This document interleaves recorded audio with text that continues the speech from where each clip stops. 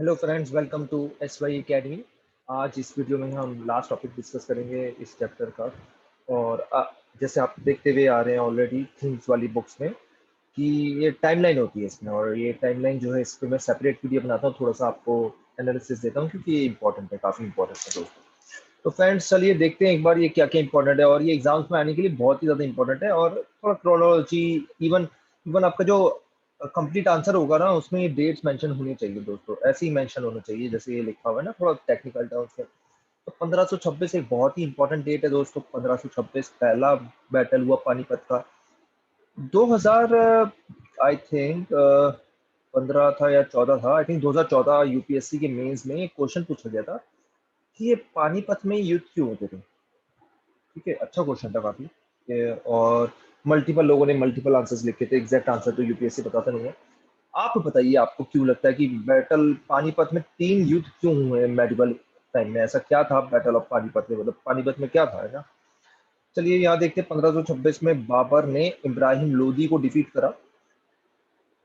And Ibrahim Lodi word देखते हो आप, या Delhi sultan at Panipat become the first Mughal emperor. ध्यान दीजिए, सुल्तान लिखा हुआ है इब्राहिम लोदी के लिए, एम्परर लिखा हुआ है बाबर के लिए। क्यों लिखा हुआ है ये मैंने बताऊंगा, ठीक है। थोड़ा सा बस ये हिंट दे दूंगा कि सुल्तान जो थे अपने से ऊपर भी किसी को मानते थे, कैलिफेट से उनका कोई रिलेशन था, मानते थे वो किसी को अपने से भी ऊपर। एम्परर का कुछ और था। तो ये मैंने आपको हिंट दी है, बाकी आप इसको सर्च करें कि सुल्तान लिखा है और एम्परर।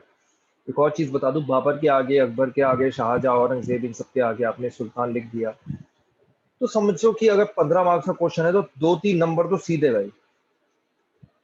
फिर से मैं रिपीट कर रहा हूँ कि अगर आपने मुगल एम्परर्स के आगे सुल्तान लिख दिया तो गए 2 से 3 नंबर। ऐसे ही अलाउद्दीन खिलजी, मोहम्मद बिन तुगलक, इल्तुतमिश, कुतुबुद्दीन ऐबक, इन सबके आगे एम्परर लिख दिया अगर, गए 2 से 3 नंबर। ये तो कम से कम है। बाकी तो डिपेंड करता है कि एग्जामिनर क्या सोच रहा है, क्योंकि फिर आपको क्लैरिटी नहीं है, इससे ये पता चलता है। ठीक है, तो सल्तनत टाइम था। सल्तनत के अंदर 5 सल्तनत आती है। ममलुक मैंने बता रखा है, खिलजी बता रखा है, तुगलक, सैयद, उसके बाद आए थे, उसके बाद कौन आए थे बताइए? उसके बाद आए थे लोधी, जो है लिखे हुए। ठीक है, सिकंदर लोधी जो थे वो इनसे ही रिलेटेड थे। ठीक है, सिकंदर लोधी इनसे पहले थे, फिर इब्राहिम लोधी आए थे। सिकंदर लोधी नहीं, आगरा सेटअप करा है, लोधी गार्डन वगैरह जो है दिल्ली में, ये सब इनसे थोड़े एसोसिएटेड है दोस्तों। और वहाँ पे सैयद डायनेस्टी की भी आपको कब्रें वगैरह दिखती हैं। कब्रें मतलब ग्रेव्स। तो ये 1526 है।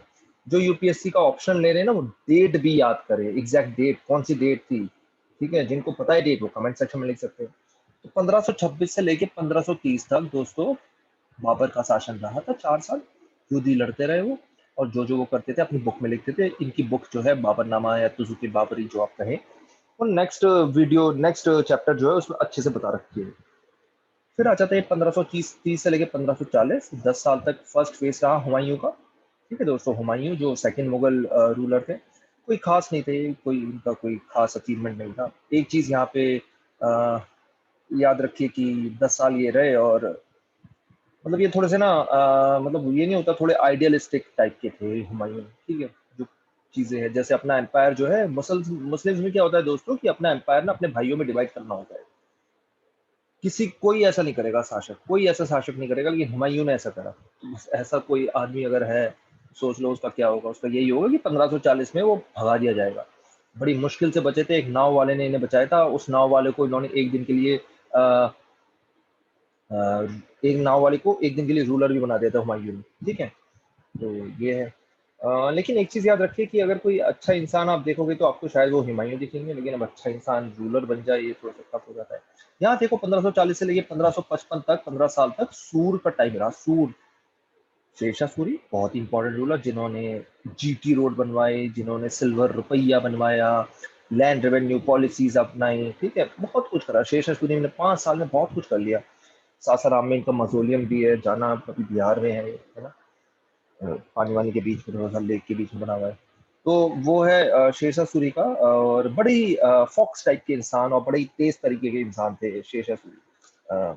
हमेशा आगे सोचते थे, मतलब विडोज से मैरिज करी थी उन्होंने। मतलब बड़े शातिर तरीके के आपको आदमी दिखेंगे शेरशाह सूरी। अनफॉर्चुनेट है कि इस बुक में ज्यादा कुछ मेंशन है ही नहीं शेरशाह सूरी के बारे में।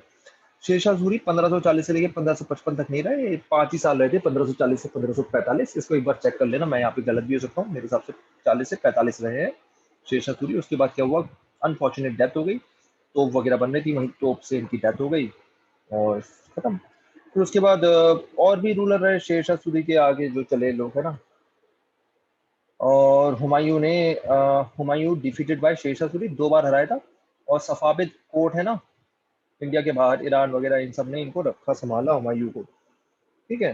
हुमायूं की लेकिन एक अच्छी चीज कि जब डाउन एंड आउट हो गए, पूरा साफ हो गए, तब भी वापस आ गए 1555 से 1556 में। बहुत बड़ी बात है, एक बार हार के उठना 15 साल तक, मतलब हार के उठना एक बहुत बड़ी बात है। तो हुमायूं पे कभी अच्छी मूवी भी बन सकती है दोस्तों।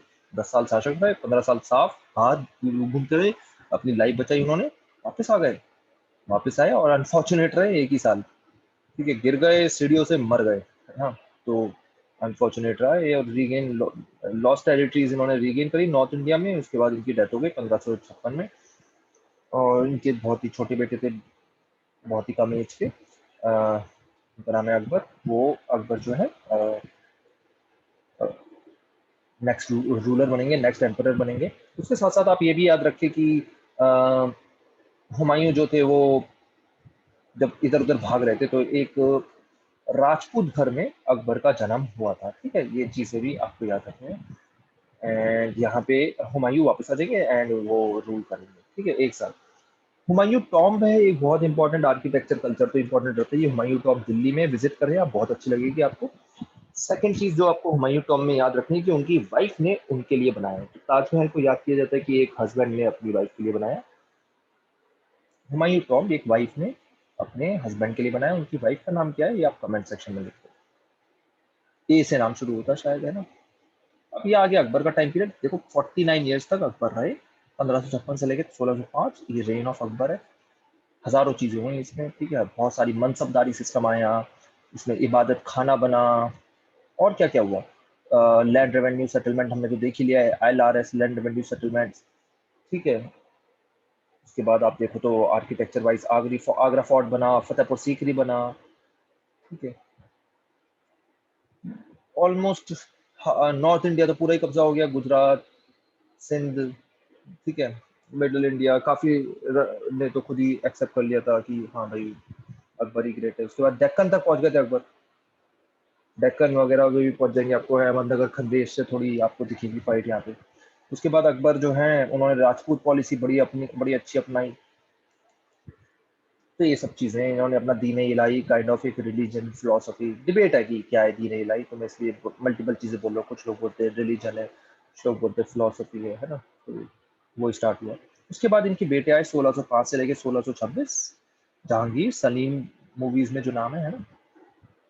जहांगीर जो है उनकी तबीयत खराब ही रहती थी, तो इनकी जो डॉटर थी, इनकी जो वाइफ थी नूरजहां, उन्होंने काफी कुछ शासन चलाया इस टाइम पे। जहांगीर जो कश्मीर जाते रहते थे, इनको थोड़ा सा हेल्थ इश्यूज भी रहते थे, शायद इनको अस्थमा था, तो कश्मीर वापस जाते रहते थे। और थोड़ा ये शराब जुए में पड़े रहते थे, ये भी इनके साथ इशू था जहांगीर के साथ। उन सब चीजों में ये इन्वॉल्व रहते थे। जो नूर जहां काफी इंपॉर्टेंट रोल करा। जहांगीर के टाइम में पेंटिंग एक अलग लेवल पे पहुंच गई थी। जहांगीर की इतनी बढ़िया समझ थी पेंटिंग के बारे में कि अगर मल्टीपल पेंटर्स ने एक पेंटिंग में काम करा है, तो वो पहचान जाते थे कि इस पेंटर ने क्या क्या काम करा है। जहांगीर ने जस्टिस बेल भी एक लगवा रखी थी, कभी कभी एग्जाम में पूछ लिया जाता है जस्टिस बेल किसने लगवाई। 1 घंटा लगा दिया था इन्होंने आगरा के बाहर कि किसी को भी कोई प्रॉब्लम हो वो बेल दबा दो। अब आप में से कोई लोग बोलेगा यार कि अगर कोई मध्य प्रदेश में रहता है तो वो क्या आगरा पैदल जाएगा क्या, या कोई बिहार में रहता है तो आगरा पैदल जाएगा। ठीक है, वो सब तो नहीं, लेकिन जस्टिस बेल जो एक ने लगवाई वो जहांगीर थी।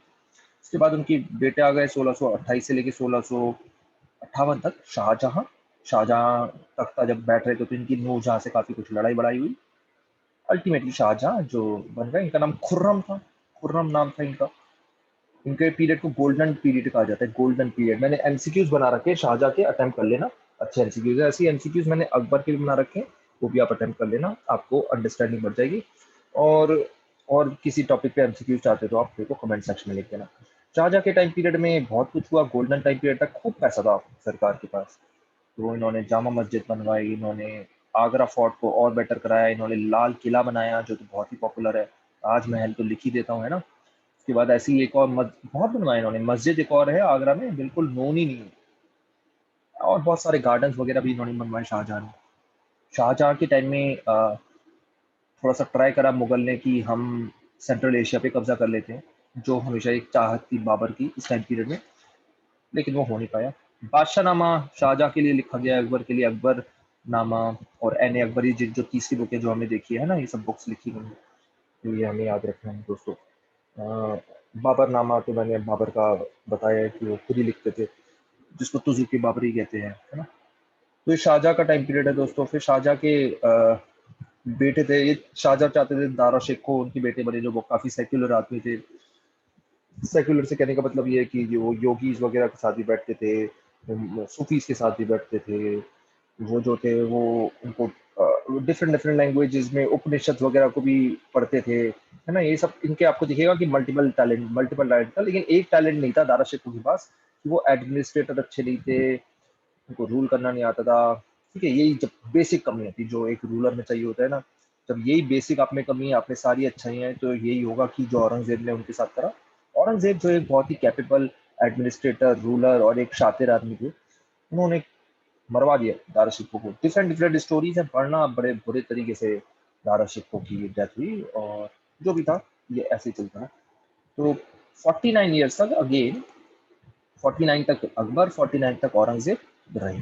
ठीक है, देखो दोनों का सेम है ना।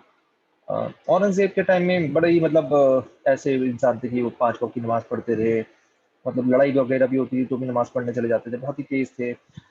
देखिए ये 49 ईयर्स तक रहे, अकबर ही 49 ईयर्स तक रहे, लेकिन अकबर जो है कंपेरेटिवली यंग एज में उनकी डेथ हुई। औरंगजेब तो 90s में जाके मरे हैं, ठीक है, 90s में जाके, क्योंकि वो रूलर काफी लेट बने थे। अकबर तो जवानी में ही रूलर बन गए थे। औरंगजेब इनके टाइम में काफी सारे इशू हुए, डेक्कन अल्सर हो गया इंडिया का, लेकिन लार्जेस्ट एम्पायर औरंगजेब के टाइम में ही था। Largest number of Hindus mansabdar थे इनके टाइम में, 33% के अराउंड। ठीक है, अ, और इन्होंने कुछ खास बनवाया तो नहीं, लेकिन आर्किटेक्चर वगैरह में इनका कोई ज़्यादा रोल नहीं है। इन्होंने थोड़े इस्लामिक थे, ऑर्थोडॉक्स थोड़े नहीं, काफ़ी इस्लामिक थे, काफ़ी ज़्यादा, थोड़े तो हटाना, थोड़े तो बोलना बिल्कुल गलत है, काफ़ी ज़्यादा इस्लामिक थे। तो इन्होंने तो काफ़ी जो अकबर की पेंटिंग है उन्हें भी इन्होंने वाइट वगैरह करवा दिया। शाहजहाँ की कवर ताजमहल में है ना। अकबर की सिकंदरा में है। अकबर की कवर पे थोड़ा सा अटैक वगैरह हो गया था, फिर औरंगजेब ने उनको भी थोड़ी लड़ाई हुई थी। औरंगजेब के टाइम में सबकी लड़ाई हुई, सिक्स की लड़ाई हुई, अहोम की लड़ाई हुई, जाट्स की लड़ाई हुई, सतनमीज की लड़ाई हुई, डेक्कन की लड़ाई हुई। काफी बार रीजन दे दी जाते हैं कि इनकी रिलीजियस नेचर ऐसा था, उसकी वजह से लड़ाई हुई, लेकिन आप अगर अंदर जाओगे, डिटेल में जाओगे, तो रिलीजियस रीजन नहीं, पॉलिटिकल रीजन हैं। और जो औरंगजेब का थोड़ा नेचर था कि दबाने का, वो चला नहीं। उसके साथ साथ आप एक भी चीज समझो कि ये सब फोर्सेस भी स्ट्रांग हो रही थी। साथ साथ मैंने एक नाम लिखा ही नहीं, जो है मराठा, उनके साथ भी खूब लड़ाई हुई। शिवाजी के साथ एक मौका था औरंगजेब के पास, डील कर लो, लेकिन शायद औरंगजेब ने शिवाजी महाराज को छोटा समझा, मिस्टेक थी वो। अगर उस टाइम में डील कर ली होती तो मुगल एम्पायर शायद 50 साल और अच्छे से चल जाते। सब क्या देते हैं, 1707 के बाद ऑलमोस्ट खत्म होना शुरू हो गया। ठीक है, उसके बाद जो रूलर है उनका नाम भी नहीं लिखा हुआ है यहाँ पे, इतना बुरा हाल है ना। नाम भी नहीं लिखा हुआ है, तो मतलब आप समझ ही सकते हो ना कि इनके बाद जो रूलर्स हैं वो क्या होंगे। मतलब चला तो मुगल एम्पर 1857 तक, 1707 के बाद जो रूलर है उनके नाम तक नहीं लिखे हुए हैं, तो आप समझ ही सकते हो कि डिक्लाइन बहुत तेजी से शुरू हो गया। इसके बाद नाम के ही रह गए थे मुगल्स। तो औरंगजेब ने डील नहीं करी शिवाजी के साथ, आगरा में ऑप्शन था लेकिन नहीं करी, तो लॉस सहन हुआ। उसके बाद ये डेक्कनी स्टेट्स जो थी, ये शिया स्टेट्स थी। औरंगजेब जो थे वो सुन्नी थे, तो उनसे भी थोड़ा सा रिलीजियस इशू, कहते हैं लोग कि रिलीजियस हिस्टोरियंस कहते हैं कि कुछ कुछ हिस्टोरियंस कहते हैं, सब नहीं कहते, कुछ हिस्टोरियंस कहते हैं कि रिलीजियस एंगल था, कि वो उन्हें दबाना चाहते थे। लेकिन आप देखो तो ये डेक्कन में कब्जा करना चाहते थे, और डेक्कन में कब्जा करना बहुत टफ है, इतना आसान नहीं है। आप मतलब एक होता है दोस्तों डायरेक्ट रूल, एक होता है इनडायरेक्ट रूल। डायरेक्ट रूल का मतलब होता है कि मैं रूल करूंगा डायरेक्टली। इनडायरेक्ट रूल का मतलब होता है कि भैया तू मेरे को एम्परर मान ले और रूल करता रहे। तो ये इनडायरेक्ट रूल जो तरीका होता है, ये बेस्ट तरीका होता है, जो राजपूत के साथ भी अप्लाई करा था अकबर ने, लेकिन ये हमेशा चल नहीं पाता, तो डायरेक्ट रूल की ट्राई करी औरंगजेब ने। औरंगजेब का मानना था मैं तो डायरेक्ट रूल करूंगा, क्योंकि और औरंगजेब ने डेक्कन में काफी टाइम स्पेंड करा था। डेक्कन में क्या एरिया आता है, अब कोई आदमी बोल रहा होगा डेक्कन डेक्कन बोले जा रहे हैं। डेक्कन में एक तो महाराष्ट्र का एरिया हो गया, आंध्र प्रदेश, तेलंगाना, ये सब रीजन, कर्नाटक का नॉर्थ आ गया, है ना, ये सब रीजन डेक्कन के अंदर आते हैं दोस्तों। तो ये चीजें हैं। फिर नादिर शाह का एक अटैक हो गया 1739 में, और बुरा हाल कर दिया। नादिर शाह ने तो पोल खोल दी मुगल एम्पायर खत्म हो चुका है। 1707 में अगर अटैक किया होता तो औरंगजेब बचा लेते। 1739 में तो मतलब एक दूसरे को काटने में लगे हुए लोग, सैयद ब्रदर्स आ गए, उन्होंने बोला, मतलब ये हो गया था कि जो रूलर था वो किसी काम का नहीं रह गया। तो सैयद ब्रदर्स जो कोर्ट में नॉबल से वही किंग को चेंज करते रहते थे, उनके अकॉर्डिंग किंग किंग सेट होते थे। और कुछ कुछ किंग तो ऐसे थे, रंगीला नाम का एक किंग था, उसके बारे में तो स्टोरी इतनी ज्यादा मशहूर है कि 60 दिन एक हरेम होता है। हरेम मतलब उनकी सिर्फ लेडीज होती है वहाँ पे, है ना, सिर्फ लेडीज होती है। तो ये रंगीला जो था 60 दिन अपने हरेम में गया, वापस ही नहीं निकला। मतलब आप समझो कि जो रूलर है, एम्परर है, उसको कोई परवाह ही नहीं है। ऐसे ऐसे मुगल्स आ गए आगे। तो शुरू में तो देखो इतने एक से एक बढ़िया है, बाबर, हुमायूं। हम हुमायूं और जहांगीर की बुराई कर रहे हैं, आगे चल के तो ऐसे ऐसे आएंगे पूछने। तो इसलिए नाम भी नहीं है। लेकिन एक चीज याद रखना दोस्तों, जैसे यूपी पीसीएस ऐसे एग्जाम्स हैं और स्टेट पीसीएस है, वो कभी कभी ना उनकी क्रोनोलॉजी पूछते थे, जो इसके बाद रूलर आएंगे, अकबर टू आएंगे, औरंगजेब टू, ऐसे ऐसे नाम के आएंगे। तो देख लेना आप उनके, है ना।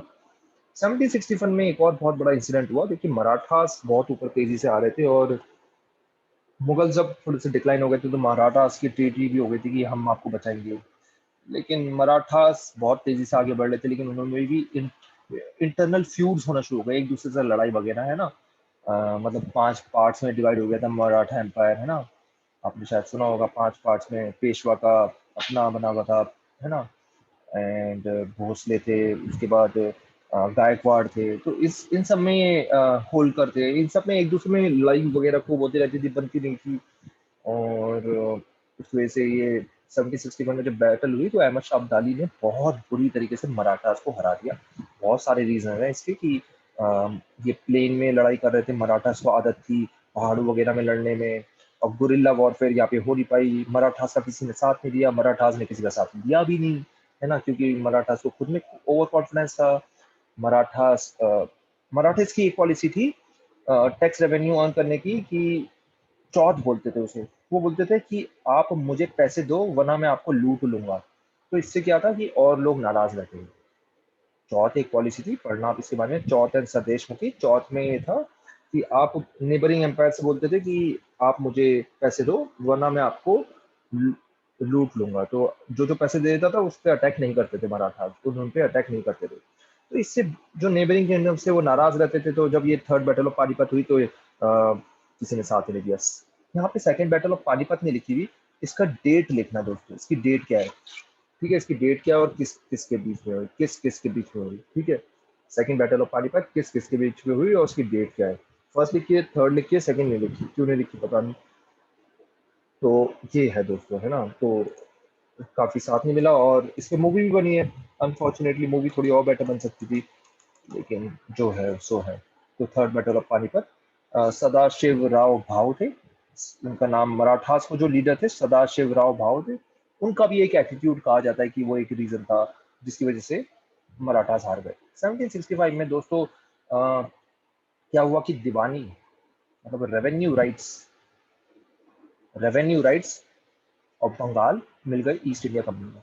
बंगाल था बंगाल था तो है तो ईस्ट साइड में, लेकिन ये हार्ट ऑफ इंडिया है, हार्ट ऑफ इंडिया, ठीक है। उस टाइम में स्पेशली हार्ट ऑफ इंडिया था, उपजाऊ जमीन, हाथी, उसके बाद ट्रेड के लिए 100 चीजें बंगाल का फायदा, बंगाल को कैप्चर करने के दोस्तों। तो बंगाल को मतलब समझ लो कि वेस्ट बंगाल, ईस्ट बंगाल दोनों आ रहे हैं, मतलब वेस्ट बंगाल और ईस्ट से कहने का मतलब है बांग्लादेश। तो ये दोनों मिला के बहुत बड़ा एरिया आ गया। तो जब दीवानी राइट्स ईस्ट इंडिया कंपनी को मिल गए, तो उन्होंने खूब लूटा, इंडिया को खूब लूटा, है ना। और ये दीवानी राइट्स क्यों मिले, क्योंकि एक बैटल ऑफ बक्सर हुई थी। बैटल ऑफ बक्सर कब हुई, किसके बीच में हुई, ये आप कमेंट सेक्शन में लिखो। बैटल ऑफ बक्सर हुई थी जिसमें जिसमें आप कह सकते हो कि बंगाल, मैं मेंशन नहीं कर देता हूँ मैं, लेकिन नाम ज्यादा डिटेल में मेंशन नहीं कर रहा, वो आप मेंशन करना। जिसमें क्या हुआ था बैटल ऑफ बक्सर में, बंगाल के नवाब, बंगाल कौन थे, बंगाल के नवाब ये आप बताओ, अवध के नवाब ये भी आप बताओ कौन थे, और मुगल एम्परर ये कौन थे ये भी आप बताओ। ये तीनों को ब्रिटिशर्स ने हरा दिया बैटल ऑफ बक्सर में।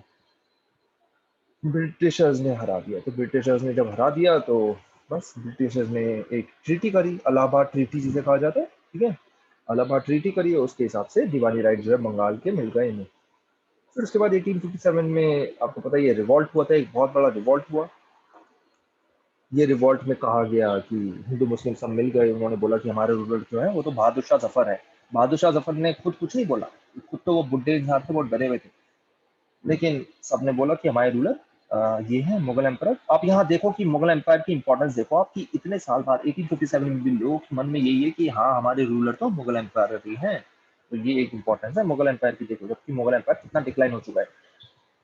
तो ये रिवॉल्ट जब खत्म हुआ तो लास्ट मुगल एम्पर बहादुर शाह जफर को डिपोज कर दिया ब्रिटिशर्स ने और रंगून भेज दिया, प्रेजेंट यंगून म्यांमार में। और इनके जो काफी सारे बेटे थे उनको मार दिया गया, गोली मार दी गई दिल्ली गेट के आसपास और सब एरियाज में। और मुगल एम्पायर इसके बाद खत्म हो गया। ये लास्ट मुगल एम्पायर थे, इनके कोई बेटे नहीं हैं, तो पता नहीं, हो तो छुपे हुए तो पता नहीं, लेकिन मुगल एम्पायर मतलब खत्म हो गया। ब्रिटिशर्स ने सब बच्चों को गोली मार दी, खुलेआम कत्लेआम हुआ था, क्योंकि यही पॉलिसी थी ब्रिटिशर्स की कि कोई हमारे अगर अगेंस्ट आए तो उसको मार दो। तो फ्रेंड्स ये हमारी डिटेल, तो मैंने आई होप आपको डिटेल में सबको समझा दिया। स्टिल अगर कोई डाउट है तो कमेंट सेक्शन में लिखो। वैसे तो कोई अंत नहीं है ऐसे टॉपिक्स का, लेकिन जितना मेन मेन ऊपर ऊपर से खत्म हो सकता था वो मैंने आपको कवर करने की कोशिश करी है। नेक्स्ट वीडियो में हम डिस्कस करेंगे नेक्स्ट थीम 9। ठीक है, okay friends, thank you and take care.